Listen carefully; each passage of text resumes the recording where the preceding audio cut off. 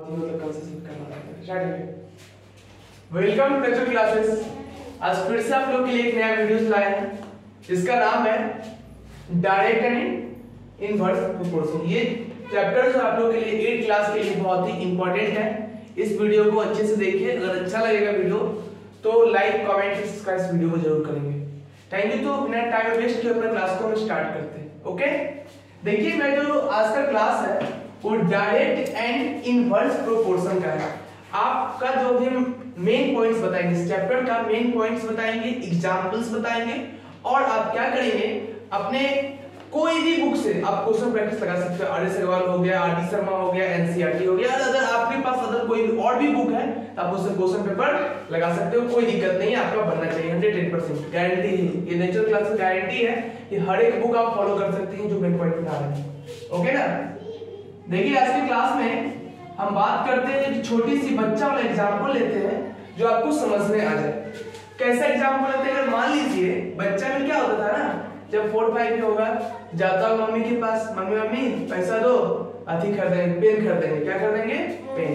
तो 2 पेन की कॉस्ट मान लीजिए 2 पेन की कॉस्ट 8 रुपीज है।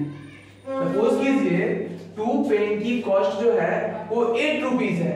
तो 1 पेन की कॉस्ट क्या होगी? तो क्या करेंगे हम लोग? 1 पेन की कॉस्ट निकालने के लिए कैसे फाइंड करेंगे? तो सिंपल सा वे, इसका सिंपल तरीका है।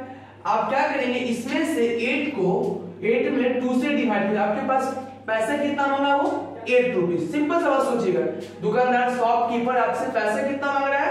8 रुपीज। ठीक है। और आपने कितनी सामान खरीदी है? आपने सामान को बाई कितना किया, परचेस कितना किया है? 2 पेन लिए हो तो 2 करो, 2 4 जा 8। आपके पास 1 पेन की कॉस्ट कितनी निकल गई? 4 रुपीज।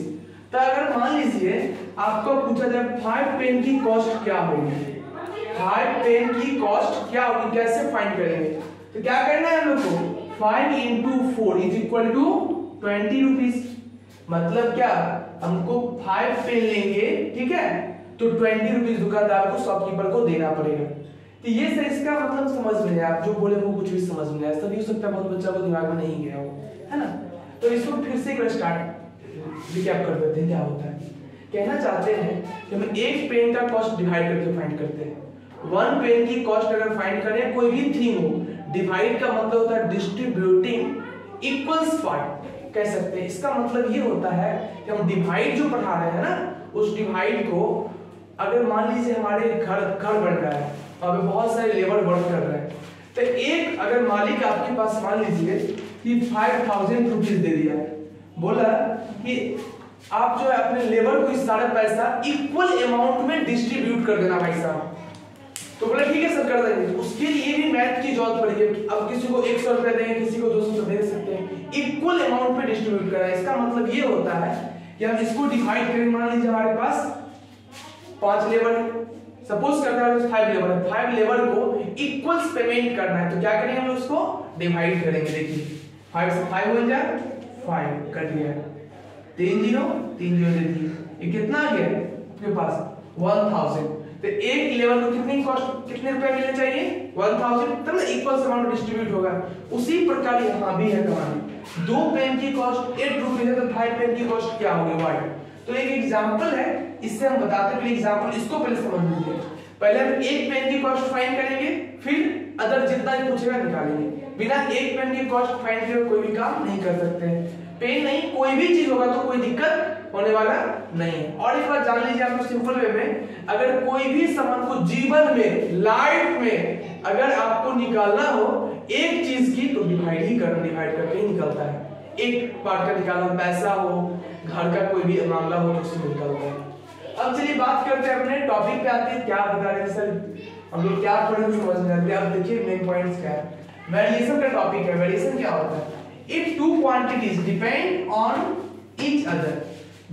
अगर 2 क्वांटिटीज जो है वो डिपेंड है ईच अदर करता, डिपेंडिंग है, in such way that the change one result in a corresponding change in the other, then 2 quantities are said to be variation।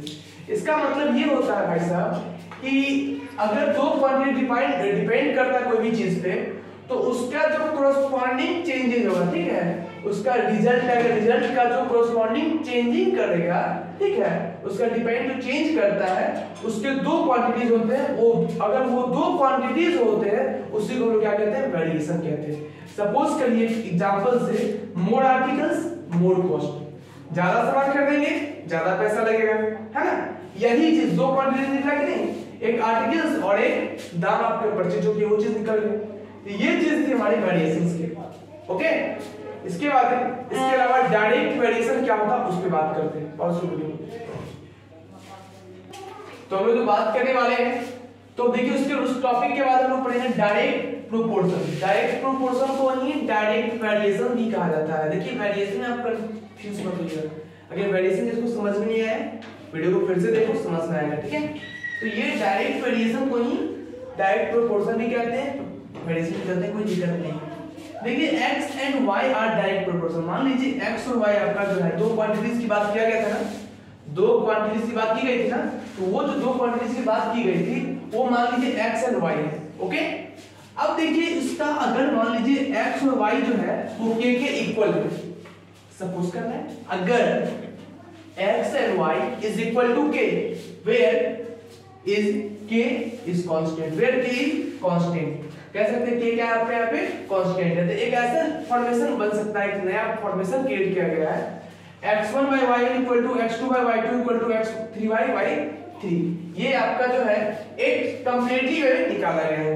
इस पैटर्न पे हम लोग को एक क्वेश्चन दिखाते हैं किस टाइप का क्वेश्चन पूछता है इसमें, ठीक है।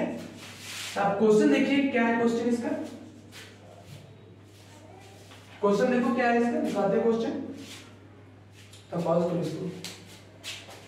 अब देखिए इस क्वेश्चन में हम लोग देखते हैं कि क्वेश्चन क्या कहता है, कहता है x और y का वैल्यू दिया हुआ है। अब ये पूछना चाहता है कि ये डायरेक्ट प्रोपोर्शनल में है कि नहीं है, कैसे चेक करेंगे, हाउ टू चेक या how to verify in is direct proportion. तो देखिए कैसे करते हैं, अब जस्ट इसी में निकालेंगे। इस अगर ये फॉर्मेशन इक्वल हो जाता है तो लोग क्या करेंगे, काम मेरा बन सकता है। मान लीजिए इसको हम x1 मानते हैं, इसको y1 मानते हैं, इसको x2 मानेंगे तो इसको y2 मानेंगे, इसको x3 मानेंगे तो इसको y3 मानेंगे, इसको x4 मानेंगे तो इसको y5 मानने वाले हैं।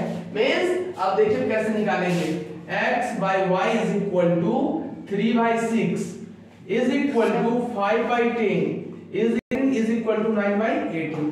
अगर चाहेंगे और भी इसमें एक्सटेंड कर सकते हैं, क्वेश्चन अपने मन से रिवाइज कर सकते हैं, कोई दिक्कत नहीं है। देखिए 3 1 जा 3, 3 2 जा 6, 5 1 जा 5, 5 2 जा 10, 7 1 जा 7, 7 2 जा 14, 9 1 जा 9, 9 2 जा 18। अब एक चीज आप लोग नोटिस कर रहे होंगे, मेरा ऑनलाइन और ऑफलाइन दोनों क्लास एक साथ ही चलता है, ऑफलाइन भी चलता है ऑनलाइन भी क्लास चलता है, ठीक है ना। तो देख लीजिए यहाँ पे आपका 1/2 x by y के इक्वल है कि नहीं, x by y is equal to 1/2।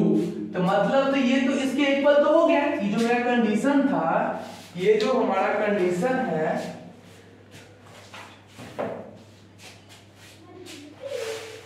ये जो हमारा कंडीशन है, ये दिख रहा है आप लोग को x1, इसके कंडीशन क्या फॉलो कर रहा है, क्या सभी एक दूसरे का x by y इक्वल है कि नहीं, वो फॉलो कर रहा है। तो ठीक है, ये आपका क्या है, डायरेक्ट लिख सकते हैं, हेंस कह सकते हैं इसमें, और बता देंगे x and y are direct proportion, है ना। और इसी को अगर कोई बच्चा लिखता है डायरेक्ट प्रोपोर्शन के बदला 3 लिख दे डायरेक्ट वेरिएशन, तो फिर दिक्कत क्या हो जाएगी, क्या डायरेक्ट वेरिएशन में लिखेगा तो कोई दिक्कत नहीं, क्योंकि दोनों एक ही चीज, कोई दिक्कत। तो ये था मेरा डायरेक्ट प्रोपोर्शन का कुछ टॉपिक था, इंट्रोडक्शन क्लास कह सकते हैं, इसमें इंट्रोडक्शन क्लास कह सकते हैं। और इसमें कुछ प्रैक्टिस मैंने 1-2 क्वेश्चंस करवा दिया है। अगर ये वीडियो अच्छा लगेगा भाई सब, तो लाइक कमेंट शेयर जरूर कीजिए इस वीडियो को।